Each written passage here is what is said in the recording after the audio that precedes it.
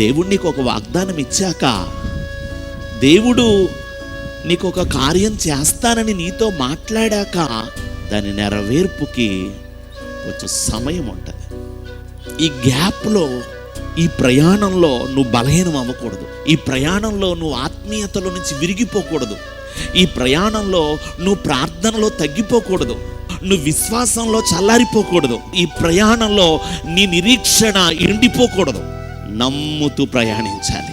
ఇంకా భయంకరంగా ఉన్నాయి, ఇంకా అప్పులు పెరిగిపోయినాయి, ఇంకా నమ్మకంగా నడు. ఇంకా సమస్యలు పెరిగిపోయినాయి, ఇంకా నమ్మకంగా నడు.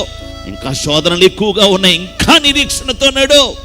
నీ జీవితంలో నీ తండ్రి, నీ ప్రభువు, నీ దేవుడు నిన్ను ఎలా కరుణించాలని ఎదురు చూస్తున్నావో అవి జరుగుతాయన్న ఛాయలు, అవి జరుగుతాయన్న ఆ మార్గాలు నీకు శూన్యం అనిపిస్తూ ఉంటే సాతానుగాడు ఆ శూన్యాన్ని వాడుకొని నిన్ను బలహీనపరచాలనుకుంటాడు.